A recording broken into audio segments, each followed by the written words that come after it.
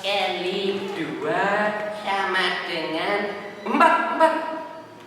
Berapa? 4. 3 kali 2 6.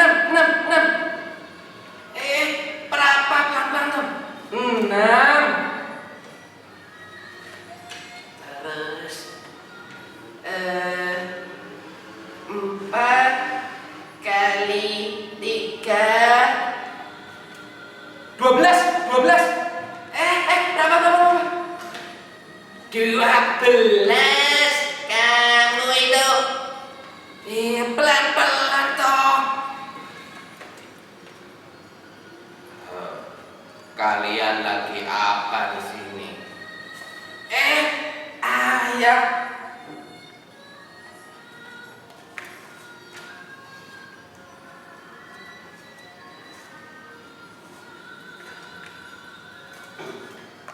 Kami lagi belajar kelompok ya. Oh, bagus. Kalian kompak. Memang belajar itu memang baiknya berkelompok. Ada kalanya kalian belajar itu berkelompok supaya kalian saling tahu, saling melengkapi. Iya ya, kami senang kalau belajar kelompok. Jadi cepat mengerti dan cepat selesai. Tapi ingat ya, musim corona jangan deket-deket. Nanti kalian saling tular-menular corona. Enggak kok ya, enggak apa-apa ya, aman kok. Kami setelah pulang dari sekolah terus mandi, ganti baju. Bajunya terus dicuci bersih. Oh, bagus. Oke, saya senang lihat kalian belajar kelompok. Saya beri kalian pertanyaan yang bisa jawab. Nanti saya ajak jalan-jalan ke Bukit Plangon Merapi. Mau ya, mau. Mau banget aku ya. Bukit Plangon Merapi itu apa tak? Kamu nggak tahu toh? Aku juga. Makanya kita jawab yuk. Oke. Pertanyaan pertama, matematika. 4 kali 2 berapa? Saya. Jawabannya 8. Pintar, Karen. Berikutnya, 5 kali 2 berapa? Aku. 10. Hebat. Gareng Petruk hebat. Sekarang yang ketiga. Kalian nanti diem ya, gantian sama aku. Aku mau jawab. 4 dikali. Aku.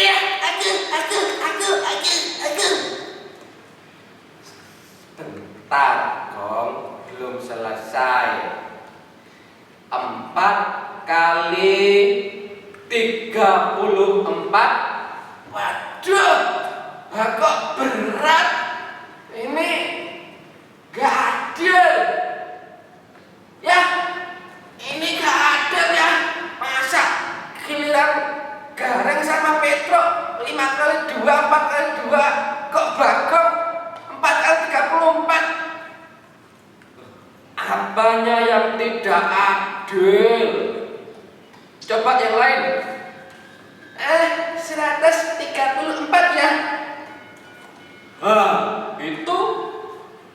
Itu malah Gareng bisa. Masa Bagong bilang gak adil? Kamu nanti diem toreng. Gantian sama aku, nek tahu jawabannya bisikin ke aku. Kamu itu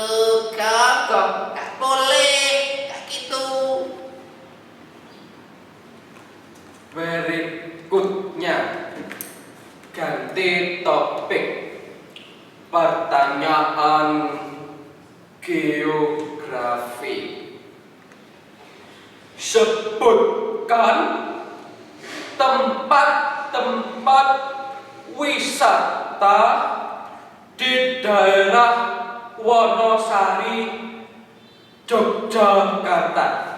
Aku ya. Pantai Barat. Sip. Yang lain? Itu ya, pantai Indrayati. Bagus, masuk. Terus ada lagi? Ini ya, gua pinggul. Reng, gem. Kamu udah pernah ke sana, Bang? Udahlah, Kamu ke gua apa tadi? gua pinggul. Nah, itu kamu ke sana. Lihat apa kamu di sana? Lihat cewek. Pantes matamu itu lihat cewek. Nama guanya jadi berubah. Itu bukan gua pinggul, gua pindul, dodol. Oh, ya itu maksudku. Maklum gimana? Pinggul dan pindul tuh beda jauh. Udah. Ayo ikut tempat-tempat apa lagi? Ya. Kan mau pantai.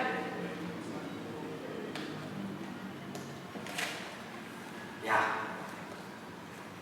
Sekarang pertanyaannya ganti. Topik PPKN. Sekarang pertanyaannya, apa itu iptek dan bagaimana sejarah perkembangannya di Indonesia? Ya, Petro bisa. Iptek dan perkembangannya di Indonesia itu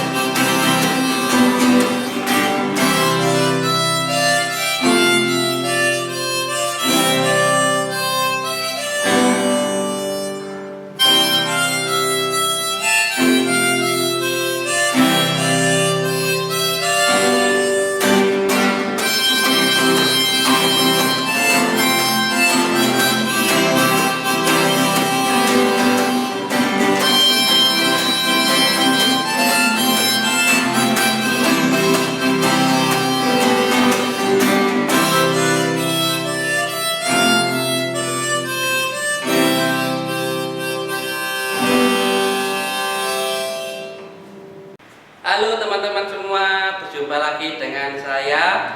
Pada kesempatan ini kita akan mendalami materi bersama tentang pengaruh kemajuan iptek terhadap Negara Kesatuan Republik Indonesia. Pada materi ini kita akan mendalami 3 subtopik. Subtopik yang pertama yaitu apa itu iptek dan bagaimana sejarah perkembangannya di Indonesia.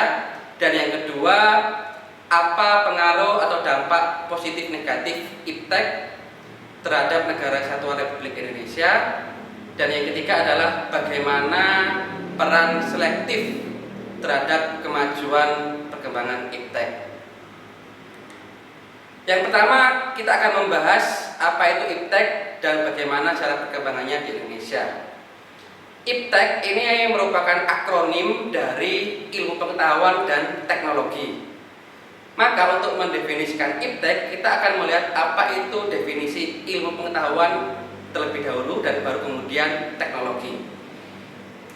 Tokoh filsuf ini terbagi menjadi 3 dalam mendefinisikan apa itu ilmu pengetahuan. Aliran yang pertama yaitu aliran rasionalis. Tokohnya ada René Descartes dan Baruch Spinoza.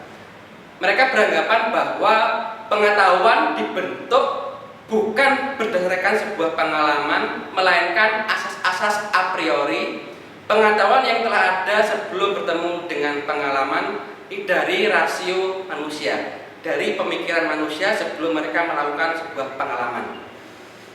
Kemudian aliran empiris. Tokohnya ada John Locke dan David Hume. Mereka beranggapan bahwa ilmu pengetahuan harus bersumber pada pengalaman, berdasarkan observasi secara empiris atau pengalaman. Jadi ada praktek kenyataannya. Praktek kenyataan itu adalah pengalaman. Kemudian aliran yang ketiga adalah aliran gabungan. Tokohnya adalah seperti Immanuel Kant, beranggapan bahwa ilmu pengetahuan terbentuk berdasarkan gabungan dari kedua unsur aliran, yaitu pengetahuan dan pengalaman manusia.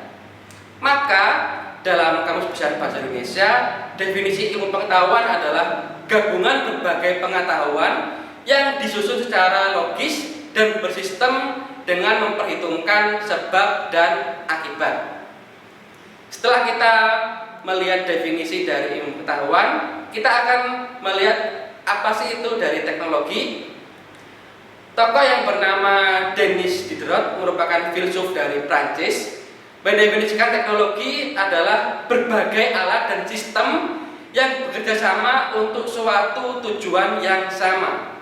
Maka dalam Kamus Besar Bahasa Indonesia, definisi teknologi adalah metode ilmiah untuk mencapai tujuan praktis atau ilmu pengetahuan terapan. Terapan itu implementasi, ada buktinya, ada kenyataannya, ada tindakannya dilakukan. Setelah kita melihat definisi ilmu pengetahuan dan teknologi, maka kesimpulan dari ilmu pengetahuan teknologi atau yang kita singkat sebagai iptek, definisinya adalah pengetahuan tentang suatu bidang yang tersusun secara bersistem tentang kepandaian manusia yang dapat diterapkan untuk menunjang dan memberi kenyamanan bagi kehidupan manusia. Jadi kunci dari definisi ini adalah kepandaian manusia yang menunjang dan memberi kenyamanan bagi kehidupan manusia. Lalu bagaimana sejarah perkembangan iptek di Indonesia? Secara ringkas, perkembangan iptek di Indonesia ini pada abad ke-5 kita sudah mengenal tulisan. Bukti dari Indonesia sudah mengenal tulisan yaitu adalah ditemukannya prasasti pada masa kerajaan Kutai. Kemudian pada abad ke-11 Indonesia sudah mengenal sistem pertanian, irigasi, dan terasiring.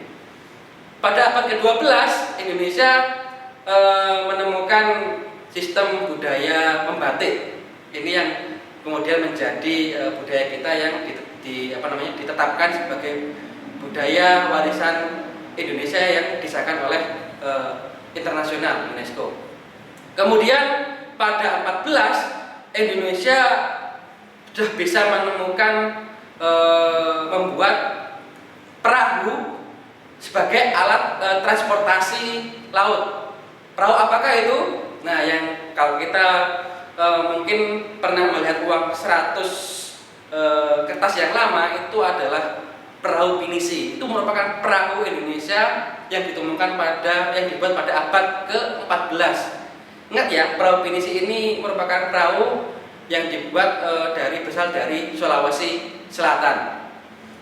Nah, baru kemudian pada abad ke-20 ini perkembangan teknologi sangat jauh besar, di mana ditemukan berbagai macam alat, entah itu komunikasi maupun transportasi di mana komunikasi ini seperti televisi, komputer, telepon, kemudian transportasi, ditemukan mobil, kapal laut, pesawat, dan sebagainya.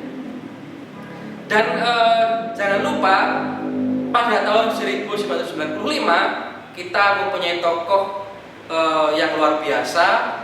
Dia menemukan membuat alat transportasi, yaitu pesawat yang diberi nama N250 Gatot Kaca. Ya, tokoh yang membuat pesawat yang sangat fenomenal bagi Indonesia, yang sangat dikenal, yaitu adalah B.J. Habibie. Kemudian dengan perkembangan iptek yang ada di Indonesia, ini menuntut Indonesia harus mendirikan lembaga-lembaga ilmu pengetahuan yang membidangi berbagai macam-macam bidang. Contohnya seperti LIPI, Lembaga Ilmu Pengetahuan Indonesia. LIPI ini dibentuk pada tanggal 23 Agustus 1967. LIPI melaksanakan tugas di bidang penelitian. Adapun penelitiannya itu seperti keanekaragaman hayati, lingkungan dan maritim, ketahanan pangan, pertanian dan peternakan, kesehatan dan farmasi, energi dan transportasi, teknologi, informasi dan komunikasi serta pertahanan dan keamanan, kemudian dinamika sosial, kemanusiaan dan kebudayaan, inovasi teknologi dan pendayagunaan iptek. Kemudian contoh lembaga yang berikutnya itu seperti Lembaga Fisika Nasional. Ini dulu namanya Lembaga Fisika Nasional yang dibentuk pada 13 Januari 1986 dan sekarang namanya berubah menjadi Pusat Penelitian Fisika. Lembaga ini bertujuan untuk mendukung pembangunan nasional melalui riset pengembangan sumber daya alam, terutama yang terkait dengan ilmu fisika. Nah, teman-teman mungkin yang tertarik mendalami ilmu fisika, mungkin kedepannya bisa bekerja di Pusat Penelitian Fisika. Kemudian contoh lembaga lain yang terkait dengan ilmu pengetahuan yaitu Badan Tenaga Nuklir Nasional, ya, atau yang disingkat sebagai BATN. Awalnya dulu ini sekitar tahun 1954 dengan nama Badan Penyelidikan Radioaktif. Kemudian pada 5 Desember 1958 namanya diubah menjadi Dewan Tenaga Atom dan Lembaga Tenaga Atom. Nah, kemudian namanya berubah lagi menjadi BATN, di mana lembaga ini memiliki tugas yaitu melaksanakan tugas pemerintah di bidang penelitian, pengembangan, dan pemanfaatan tenaga nuklir. Contoh lembaga iptek yang berikutnya seperti Badan Koordinasi Survei dan Pemetaan Nasional atau yang kita singkat sebagai Bakosultanal.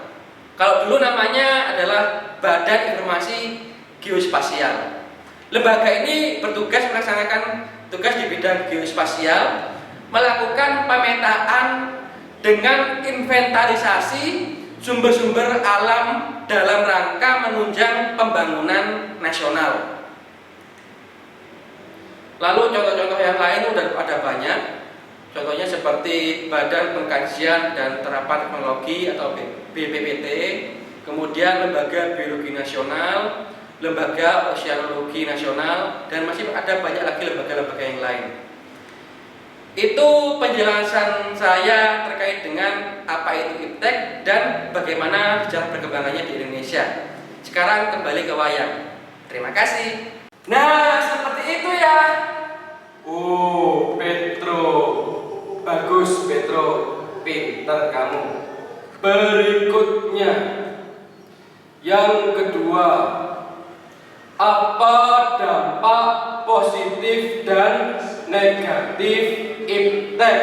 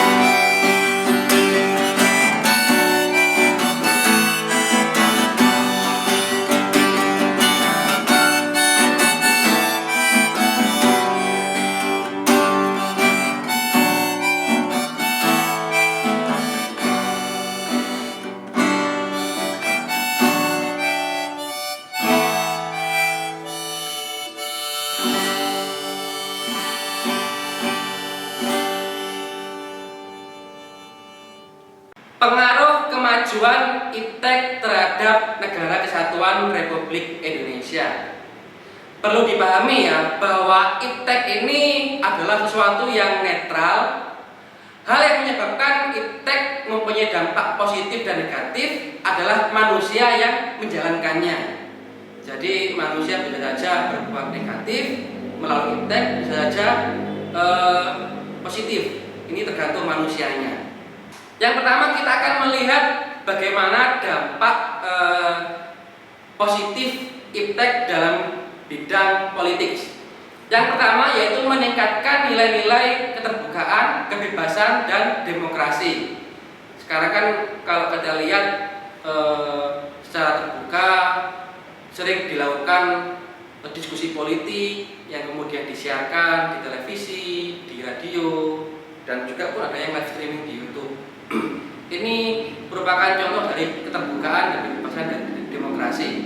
Kemudian meningkatkan komunikasi dan sosialisasi politik, di mana masyarakat bisa menyalurkan aspirasi secara langsung, entah itu melewati sistem politik seperti DPR atau langsung kepada pemerintah, atau melalui lembaga-lembaga LSM yang ada di masyarakat. Dan partai-partai politik sekarang udah dalam berkampanye itu menggunakan media sosial. Jadi nggak perlu datang kemana-mana, cukup menggunakan media sosial sebagai alat sosialisasi politik dalam berkampanye.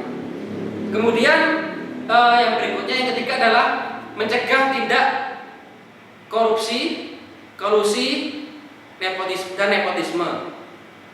Nah, dengan adanya teknologi yang semakin canggih, di mana masyarakat bisa mengakses, kita bisa melihat berita-berita, informasi terkait dengan tokoh-tokoh pejabat. Kita bisa melihat bagaimana sih kehidupan sehari-hari para pejabat, apakah mereka hidupnya sederhana atau mewah-mewahan, kemudian bagaimana tingkat kekayaannya di tahun ke tahun. Kalau ternyata hidupnya mewah dan dari tahun ke tahun hartanya semakin meningkat drastis, nah kita bisa mengambil sikap politik. Nah, sikap politik kita ini bisa mencegah untuk tindakan korupsi, kolusi, dan nepotisme.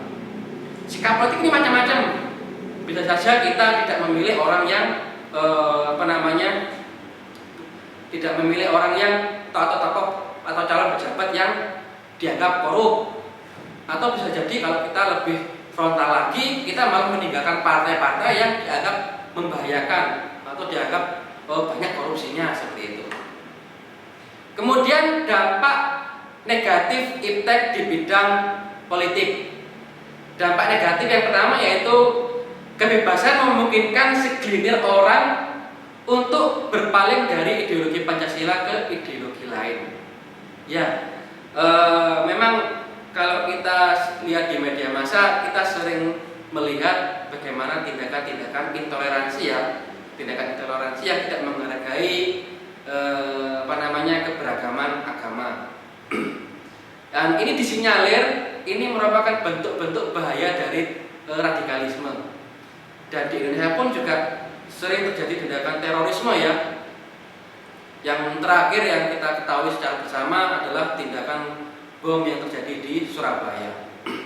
Kemudian negatif yang kedua yaitu ketidakpuasan rakyat pada pemerintah yang dianggap kurang terbuka, memicu terganggunya stabilitas politik nasional seperti demonstrasi anarki. Seperti yang kita rasakan sekarang ini pada tahun 2020 ini di bulan September Oktober, di mana pemerintah itu secara ngebut mengerjakan undang-undang Cipta Kerja, tapi dianggap kurang terbuka pada masyarakat, dan kita melihat seperti ada nggak tahu ya mana berita yang benar, mana yang berita yang salah, sehingga menimbulkan demonstrasi yang secara anarkis, di mana merusak fasilitas umum. Nah, ini tentu kita perlu melihat lebih jauh bahwa demonstrasi itu memang hal yang wajar dalam demokrasi, tetapi alangkah lebih baiknya tanpa anarki. Anarki karena kalau merusak hak orang lain itu tentu salah. Kemudian negatif yang ketiga adalah media sosial menjadi sarana penyebaran berita hoax, berita bohong. Ya, contohnya pada masa pemilu itu sangat rentan adanya berita bohong tentang suatu pasangan calon dalam pemilu. Entah si A, si B ada berita bohong, setelah si A, si B melakukan tindakan korup, si A, si B tindakan yang gimana gitu. Nah, ini sering terjadi ketika pemilu. Kemudian fanatisme pendukung partai atau calon menjadi awal perpecahan. Ya, ini contohnya simpel ya. Kalau kan kita melihat bagaimana pemilihan presiden antara kubunya Jokowi dengan kubunya Prabowo, mereka saling berseteru, konflik, bahkan di Jogja pun terjadi clash, terjadi tawuran antara pendukungnya Jokowi dengan Prabowo. Ini merupakan contoh-contoh perpecahan yang kecil, tetapi apabila tidak bisa diselesaikan akan membuahkan berdampak pada perpecahan yang lebih besar lagi. Kemudian dampak positif iptek di bidang ekonomi. Dampak positif yang pertama yaitu meningkatkan, pada dasarnya ya, meningkatkan kemakmuran rakyat. Bagi masyarakat yang melihat peluang akan meningkatkan kemakmuran rakyat. Tetapi kalau nggak bisa melihat peluang ini, itu bisa berdampak negatif. Dampak positif yang berikutnya adalah meningkatnya investasi asing atau penanaman modal asing di Indonesia. Ya, seperti yang kita ketahui sebelum disahkan RUU Cipta Kerja ini aja, Indonesia yang berinvestasi di Indonesia itu sudah banyak ya. Sudah banyak.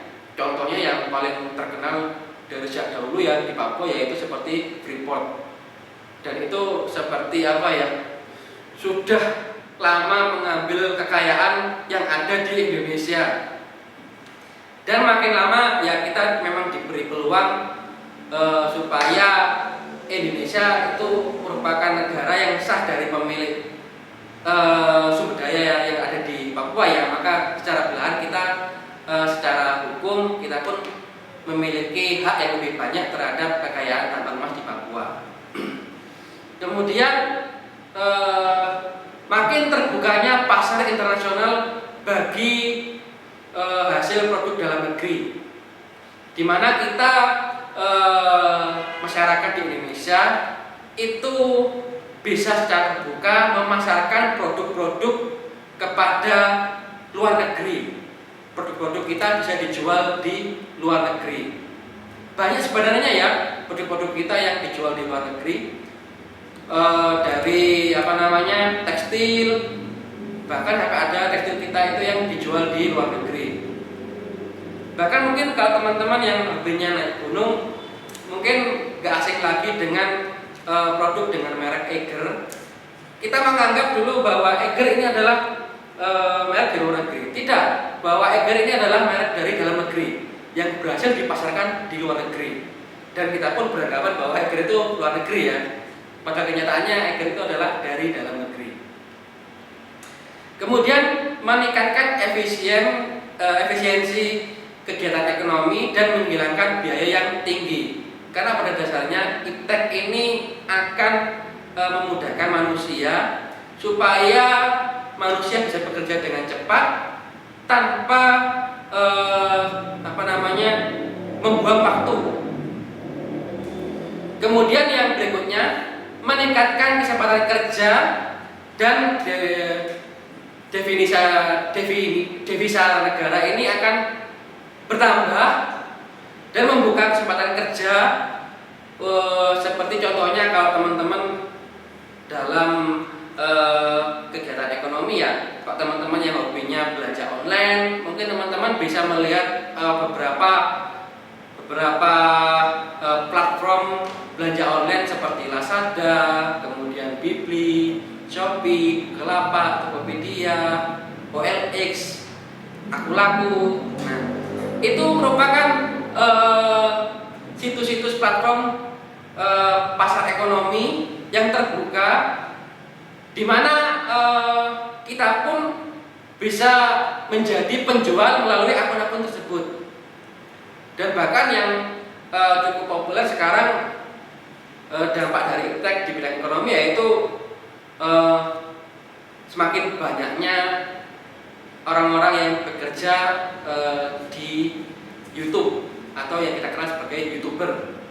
Ya lumayan ya, memang untuk menjadi YouTuber itu memang harus ditekuni terlebih dahulu, dan kita pun tanpa dengan bekerja sebagai YouTuber ini tidak perlu kita bekerja secara formal, harus seleksi dalam bekerja di suatu perusahaan, ada sistem seleksi, penggajian, sebagainya. Nah, dengan YouTuber ini kita itu menyeleksi diri kita sendiri dengan cara kita membuat video apa sih yang asik yang bisa ditayangkan untuk orang banyak dan orang banyak tertarik untuk melihat video kita.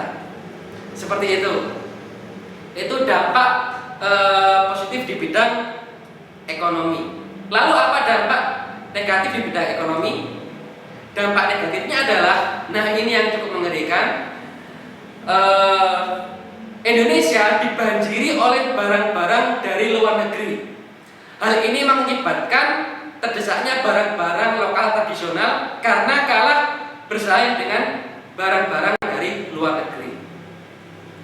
Kemudian dampak berikutnya, pemerintah sulit mengatur ekonomi yang mekanismenya ditentukan oleh pasar internasional.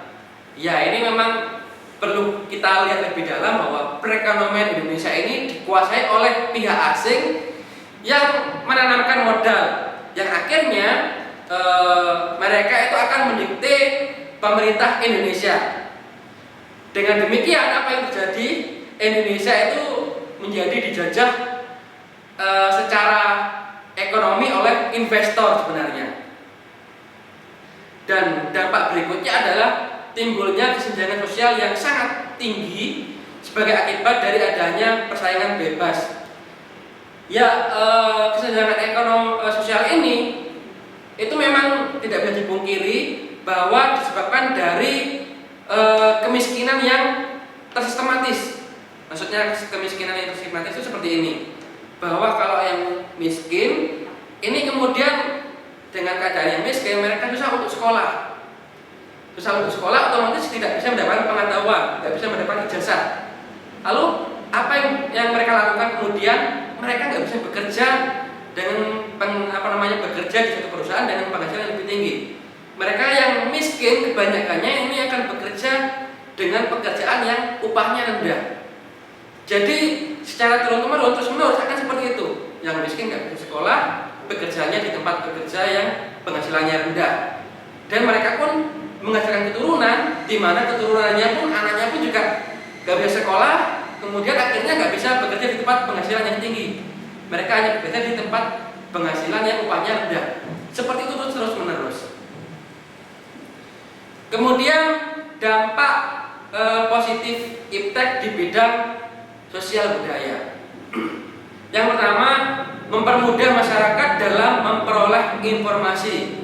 Jadi ibaratnya sekarang itu kita butuh pengetahuan, butuh informasi, tidak perlu repot-repot buka buku, cukup bagi kita yang memiliki alat komunikasi seperti handphone, kita cukup menuliskan apa yang kita ingin kita ketahui, maka pengetahuan yang ingin kita pun akan tersaji pada handphone kita masing-masing.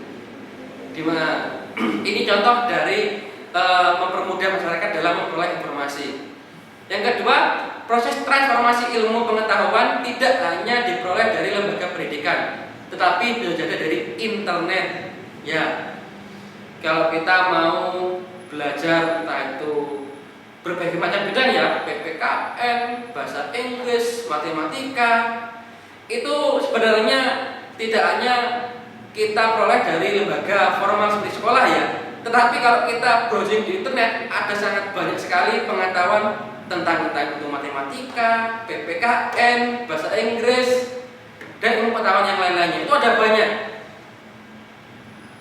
Kemudian yang ketiga, dapat mempermudah masyarakat dalam mempelajari pengetahuan, teknologi, dan budaya dari luar, sehingga pun kita bisa mencontoh budaya luar yang bagus bagi kita.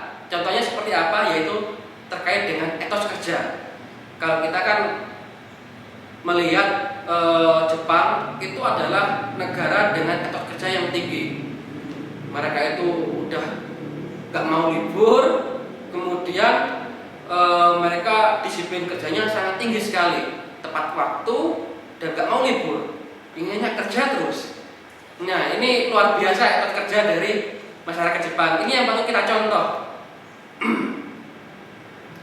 Kemudian kalau begitu, apa dampak negatif dari ilmu pengetahuan teknologi dalam bidang sosial?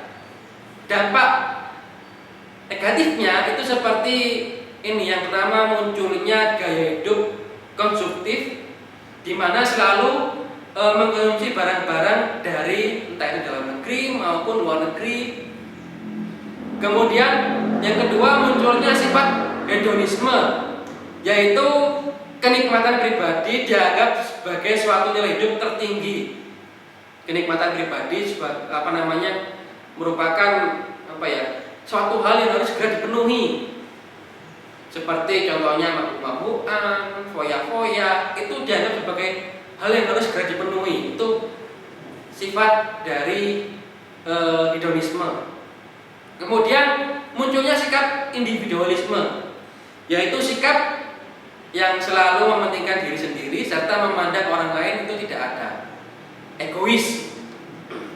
Kemudian munculnya gejala gaya luar negeri, entah itu westernisasi barat ya. Tetapi sekarang nggak hanya gaya hidup barat ya, bahkan gaya hidup Korea pun juga menjalar di Indonesia, sehingga kita pun dalam bergaya hidup sekarang itu sudah campuran kayak di Indonesia ini. Ada yang gaya hidupnya barat, ada yang gaya hidupnya Asia, entah itu Korea. Nah, itu negara Asia seperti Arab, ada banyak sekali. Memang perlu kita pertanyakan, kita itu Indonesia, mengapa kita bergaya hidup gaya luar negeri? Kemudian berikutnya, makin memudarnya semangat gotong royong, solidaritas, kepedulian, dan kesetiakawanan sosial. Dan yang terakhir, makin lunturnya nilai-nilai keagamaan dalam kehidupan bermasyarakat. Ya, ini yang perlu kita tahu, kita prihatin ya, dan harus kita pegang teguh bahwa kita ini hidup di Indonesia memiliki nilai-nilai keagamaan. Nilai-nilai keagamaan itu akan menuntun kita untuk bisa berpikir mana yang baik dan mana yang buruk, mana yang benar dan mana yang salah. Itu hal pokok yang harus kita gali lebih dalam. Jangan sampai ini sampai memudar. Kalau sampai memudar, ini berakibat fatal ya. Kita nggak bisa membedakan mana yang baik dan mana yang buruk. Bisa jadi kita malah terus-terusan berbuat buruk, di mana perbuatan buruk itu kita anggap sebagai perbuatan yang baik, seperti mabuk-mabukan. Bisa saja kalau kita memikirkan mabuk-mabukan ini kita anggap sebagai perbuatan yang buruk, perbuatan yang baik ya, padahal itu adalah perbuatan yang buruk. Itu bisa jadi seperti itu. Kemudian dampak positif kemajuan iptek di bidang hukum, pertahanan, dan keamanan. Ada 4. Yang pertama, makin menguatnya supremasi hukum, demokratisasi, dan tuntutan terhadap dilaksanakannya hak asasi manusia. Ya, setiap tahun itu pasti kita akan memperingati terlebih pada peristiwa-peristiwa besar seperti tragedi 1998 di mana ada banyak kejahatan hak asasi manusia. Kemudian pada peristiwa G30S atau PKI itu juga disinyalir ada banyak kejahatan kemanusiaan di sana. Dan pada peringatan hari tersebut itu pasti akan ada di mana tuntutan-tuntutan kepada pemerintah untuk mengusut kasus-kasus tersebut. Kemudian yang kedua, menguatnya regulasi hukum dan pembuatan peraturan perundang-undangan yang memihak dan bermanfaat untuk kepentingan rakyat banyak. Nah, terkait dengan Undang-Undang Cipta Kerja ini memang kita perlu berpikir kritis ya. Kita memang sebaiknya membaca terlebih dahulu dan menganalisis kira-kira Undang-Undang Cipta Kerja ini bisa memberikan keuntungan bagi rakyat banyak atau tidak. Kemudian yang ketiga, makin menguatnya tuntutan terhadap tugas-tugas penegak hukum, entah itu polisi, jaksa, dan hakim, ini lebih profesional, transparan, dan dapat dipertanggungjawabkan. Kemudian yang keempat adalah menguatnya supremasi sipil dengan mendudukkan tentara dan polisi sebatas penjaga keamanan, kedaulatan, dan ketertiban negara. Kemudian dampak negatif dari kemajuan iptek di bidang hukum, pertahanan, dan keamanan. Yang pertama, ini dampaknya yaitu memunculkan tindakan demonstrasi anarkis, di mana demonstrasi anarkis ini sangat mengganggu keamanan nasional dan tentunya melanggar hukum. Kalau dalam demonstrasi anarkis ternyata membakar toko, membakar warung, itu kan warung itu kan miliknya orang lain. Nah, tentu ini akan melanggar hukum. Kemudian kalau kita pernah mendengar ada teknologi penyadapan ya, teknologi penyadapan di mana bisa menyadap, merekam telepon orang lain. Teknologi ini, teknologi penyadapan, merekam pembicaraan telepon orang lain dapat dimanfaatkan secara negatif oleh orang yang berniat jahat. Tetapi kita pernah melihat suatu kasus ya, di mana ada kepala sekolah yang bertelepon, di mana teleponnya ketika direkam itu ternyata ada kejahatan seksual dan direkam oleh seorang wanita. Tetapi ketika dilaporkan, justru yang menjadi tersangkanya justru malah si wanita ini yang melaporkan bahwa adanya tindakan kekerasan seksual melalui telepon. Ya, tapi untungnya kemudian kasus ini kemudian diselesaikan dengan baik, di mana si perempuan tidak jadi dipidanakan. Kemudian yang ketiga, munculnya kejahatan dunia maya atau yang kita sebut sebagai cybercrime. Contohnya ada banyak, pembobolan ATM oleh hacker. Nah, ini yang sangat mengerikan. Jadi mungkin kalau teman-teman pernah melihat kasus di mana ada orang yang memiliki ATM dengan jumlah nominal uangnya sangat banyak, tiba-tiba tidak ada barangnya, tidak ada uangnya. Nah, ini kejahatan oleh hacker ini. Dan mereka ini biasanya menggunakan ATM orang, membobol ATM orang untuk membeli suatu barang. Nah, ini sangat mengerikan. Tidak kita sadari tiba-tiba uang di ATM kita terkuras dalam jumlah yang sangat banyak. Kemudian peretasan media sosial komunikasi. Nah, ini yang sangat mengerikan juga. Mungkin teman-teman juga nggak menyadari, bisa jadi handphone kita itu diretas oleh orang yang berbuat jahat, di mana digunakan untuk kejahatan, entah itu menyebarkan berita politik. Mending kalau politiknya ini benar, tapi kalau politiknya hoax, politiknya bohong, nah tentu ini akan sangat merugikan bagi kita, karena itu bukan tindakan dari kita sebenarnya, HP kita diretas oleh orang lain. Seperti itu. Itu terkait dengan dampak positif negatif iptek dalam bidang politik, kemudian ekonomi, sosial budaya, hukum, pertahanan dan keamanan. Sekarang kembali ke Pak Yan. Terima kasih. Nah, gitu ya. Oh gitu toh Rem. Oke, penjelasanmu cukup panjang dan lebar. Berikutnya yang ketiga, terakhir. Kalian nanti diam aja ya, gantian aku. Masa kalian jalan-jalan aku di rumah sendiri nanti? Yang ketiga, bagaimana peran selektif kita terhadap perkembangan kemajuan iptek. Iya. Menurut Bagam, peran kita dalam perkembangan kemajuan iptek adalah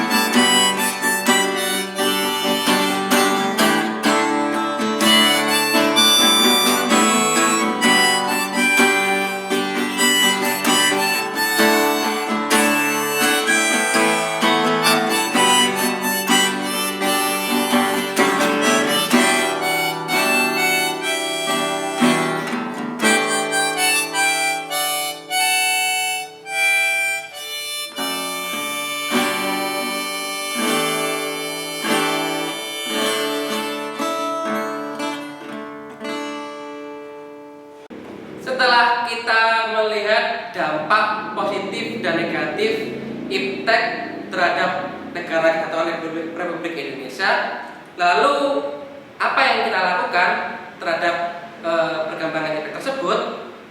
kita diharapkan membangun sikap selektif dalam menghadapi berbagai pengaruh kemajuan iptek. Pada dasarnya, pengembangan dan pemanfaatan iptek itu untuk meningkatkan kecerdasan dan kesejahteraan rakyat secara lahir maupun batin dengan mempertimbangkan lingkungan dan nilai-nilai sosial kemasyarakatan dan agama yang ada di Indonesia. Maka kita ini dihadapkan pada 3 alternatif sikap. Sikap yang pertama adalah menolak dengan tegas semua pengaruh kemajuan iptek dalam semua aspek kehidupan. Yang kedua, menerima sepenuhnya pengaruh tersebut tanpa disaring terlebih dahulu. Dan yang ketiga, bersikap selektif terhadap pengaruh tersebut yang kemudian kita mengambil hal positif dari kemajuan iptek dan membuang hal-hal yang negatif. Nah, dari ketiga sikap tersebut kita diharapkan memilih sikap yang ketiga, yaitu mengambil hal-hal yang positif dan membuang hal-hal yang negatif. Tentu dalam mengambil tersebut kita membutuhkan istilahnya itu alat saring untuk memilah mana yang positif dan mana yang negatif. Apa alat saringnya? Alat saringnya adalah Pancasila dan Undang-Undang Dasar Negara Republik Indonesia tahun 1945. Itu adalah alat saring yang harus kita pegang dalam sikap selektif kita terhadap pengaruh kemajuan iptek. Dalam bidang politik, sikap yang harus kita lakukan yaitu mengembangkan demokratisasi dalam segala bidang. Di kelas kita demokratisasi dalam kerja kelompok, memberikan kebebasan berpendapat. Saat pemilihan ketua kelas kita melalui pemilihan, seperti itu. Kemudian mengaktifkan masyarakat sipil dalam arena politik. Jadi masyarakat sipil itu diberi peran, diberi sarana supaya mereka bisa menyalurkan aspirasi maupun kritiknya terhadap pemerintah. Kemudian mengadakan reformasi lembaga-lembaga politik agar menjalankan fungsi dan peranannya secara baik dan benar. Nah, Indonesia ini melakukan beragam reformasi ya. Sejak tahun 1998 banyak undang-undang yang direformasi. Kalau dulu kan kita tidak mengenal masa jabatan presiden sebelum tahun 98, sehingga Soeharto itu menduduki kursi kepresidenan itu lebih dari 2 periode, lebih dari 10 tahun. Tetapi setelah reformasi jabatan presiden maupun wakil presiden itu diubah paling lama 2 periode atau 10 tahun. Kemudian sikap selektif yang ketiga, memperkuat kepercayaan rakyat dengan cara menegakkan pemerintahan yang bersih dan serta wibawa. Tapi ini memang pemerintah masih bekerja keras ya. Bagaimana pemerintah itu bisa dilihat mereka itu bersih dari korupsi dan terlihat berwibawa. Kriteria mereka berwibawa itu adalah kalau menurut saya ya, bagaimana mereka itu benar-benar memberikan kebijakan yang bermanfaat bagi banyak rakyat, entah itu rakyat kecil, entah itu pejabat, entah itu orang kaya maupun orang yang miskin. Kemudian sikap selektif berikutnya adalah menegakkan supremasi hukum, di mana hukum-hukum harus ditegakkan tanpa memandang entah itu kaya, entah itu miskin, entah itu wanita maupun laki-laki, pejabat maupun rakyat jelata. Hukum harus benar-benar ditegakkan tanpa memandang hal tersebut. Kemudian memperkuat posisi Indonesia dalam kancah politik internasional. Caranya adalah membangun kerjasama dengan negara-negara yang maju. Kemudian sikap selektif terhadap pengaruh kemajuan iptek di bidang ekonomi. Yang pertama, Sistem ekonomi dikembangkan untuk memperkuat produk domestik untuk pasar dalam negeri sehingga memperkuat perekonomian rakyat. Ini memang seharusnya ya. Seharusnya pemerintah itu memberikan suatu wadah atau aturan di mana rakyat yang bisa menghasilkan produk lokal ini diberi sarana supaya dapat memasarkan produknya itu entah itu di tingkat domestik, nasional maupun internasional. Dengan demikian ekonomi Indonesia ini akan berkembang. Jadi yang diberi sarana itu nggak hanya untuk para pengusaha atau pejabat yang udah kelas atas, tapi sampai pada masyarakat kelas bawah itu harus diberi sarana dan wadah supaya mereka bisa meningkatkan produksi ekonominya. Kemudian pertanian ini harus dijadikan prioritas utama karena Indonesia ini merupakan negara yang mayoritas penduduknya adalah bermata pencarian sebagai petani. Tapi ini memang kita itu agak sedikit miris ya kalau melihat kenyataannya ya. Kalau kita melihat kenyataannya itu kita sering melihat banyak petani-petani kita itu yang tanahnya kemudian mau nggak mau harus direlakan kepada pemerintah, diserahkan kepada investor, diserahkan untuk pembangunan dan lain-lain. Sehingga petani kemudian kehilangan mata pencahariannya. Yang biasanya mereka bertani, ketika kehilangan sawahnya, apa yang harus mereka lakukan ketika diambil alih oleh investor maupun pemerintah? Nah, dan kemudian yang berikutnya adalah industri-industri haruslah menggunakan bahan baku dari dalam negeri sehingga tidak bergantung impor dari luar negeri. Ya memang sebenarnya Indonesia ini memiliki sumber daya alam yang sangat banyak sekali. Namun sayang sekali kita itu belum sepenuhnya menggunakan sumber daya alam kita dengan baik. Justru malah sumber daya alam kita ini diekspor ke luar negeri, dijadikan barang setengah matang atau setengah jadi, dan kemudian barang setengah jadi itu kemudian kita beli, istilahnya kita impor dari luar negeri, dan kita itu nggak bisa mengolah barang yang kita miliki yang mentah itu menjadi barang setengah matang. Itu apa namanya kelemahan dari kita. Kemudian yang berikutnya, tidak bergantung pada badan-badan multilateral seperti IMF, Bank Dunia dan WTO. Kita itu kalau sering melihat terlebih saat kampanye pemilu itu sering-sering kita diperlihatkan pada berita bahwa Indonesia ini memiliki hutang yang sangat banyak pada Bank Dunia, pada IMF. Nah, memang kenyataannya memang demikian. Nah, ini seharusnya ya kita itu kemudian berpikir secara mandiri bagaimana kita itu supaya tidak bergantung pada utang-utang di luar negeri.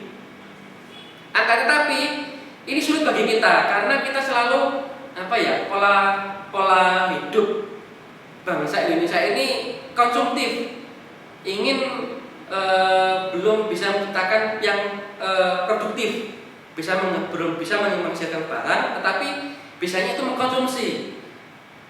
Dan mau nggak mau kalau hanya bisa mengkonsumsi, mau nggak mau ya jatuhnya kita akan membutuhkan barang, membutuhkan alat supaya kita bisa mengkonsumsi. Bagaimana caranya? Ya berhutang. Seperti itu. Beda kalau kita memproduksi. Kalau kita memproduksi, otomatis kita nggak perlu membeli, kita akan mengkonsumsi dari barang yang bisa kita produksi. Sikap selektif terhadap pengaruh kemajuan iptek bidang sosial budaya. Ya kita memang dalam menghadapi kemajuan iptek kita harus terbuka, selektif terhadap inovasi dan perubahan. Kita harus bisa memilah mana yang baik bagi kita di Indonesia dan mana yang buruk terhadap Indonesia. Jangan sampai kita salah memilih. Ingat, alat saring yang pokok, alat saring yang sangat penting bagi bangsa Indonesia adalah yaitu Pancasila dan Undang-Undang Dasar Negara Indonesia tahun 1945.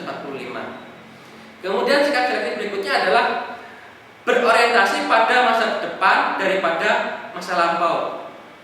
Nah, maksudnya di sini adalah ketika kita setelah menyeleksi atau sikap selektif kita pilih terhadap suatu nilai sosial, kita seharusnya jangan hanya berpikir ini masa lampau yang baik, tapi berpikir kegunaannya untuk masa depan ini bagaimana, baik atau tidak, dan bagaimana kira-kira bagi masa depan kita itu, kira-kira masa depan yang pendek atau masa depan yang panjang. Seperti kalau kita melihat etos kerja ya, etos kerja kan ini baik ya. Nah, etos kerja itu kalau kita implementasikan dalam kehidupan kita sehari-hari, kalau kita mencontoh etos kerja Jepang, orang-orang Jepang, ini sangat baik bagi kita, karena untuk masa depan kita ini justru akan membuat bangsa kita adalah bangsa yang produktif, bisa menciptakan ilmu pengetahuan yang sangat banyak, yang tentunya akan sangat berguna bagi bangsa Indonesia. Kemudian menggunakan potensi lingkungan secara tepat untuk pembangunan berkelanjutan. Jangan hanya membangun hanya dalam jangka waktu bermanfaat untuk jangka pendek, entah itu 5 tahun. Tapi kalau bisa kita menggunakan potensi lingkungan itu bermanfaat bagi jangka panjang, bukan hanya 5 tahun, tapi lebih dari itu, entah itu 50 tahun, entah itu 100 tahun ke depan. Kemudian sikap selektif yang berikutnya adalah menghargai dan menghormati hak-hak asasi manusia yang dimiliki oleh orang lain. Karena semua orang itu memiliki hak dan memiliki kewajiban. Jangan sampai ketika kita melakukan hak kita itu sampai merampas hak orang lain, itu melanggar hukum. Ya, demikian penjelasan saya terkait dengan sikap selektif terhadap kemajuan ilmu pengetahuan dan teknologi. Sekarang kembali ke Wayan. Terima kasih. Nah, gitu ya. Oh gitu. Oke. Ya wes gak apa-apa. Besok hari Minggu kalian tak ajak jalan-jalan ke Bukit Plangon, lereng Merapi. Tapi perlu diingat ya, walaupun kita ke tempat wisata, kita tidak bebas seperti dahulu. Kalian harus tetap jaga jarak, tetap jaga kebersihan supaya terhindar dari corona. Oke ya, siap. Hore. Bakal akhirnya ikut jalan-jalan ke Bukit Plangon. Iya Gom, syukur ya. Refreshing. Nah, kamu bisa lihat cewek lagi kamu di sana. Tapi ingat-ingat, jangan diubah namanya. Iya ya. Nah, sekarang udah waktunya jam 7 malam. Yuk, kita makan malam bersama. Oke ya, mau ya. Oke ya, siap. Ya, siap. Kalau Bagong memang udah lapar. Ayo kita makan bareng.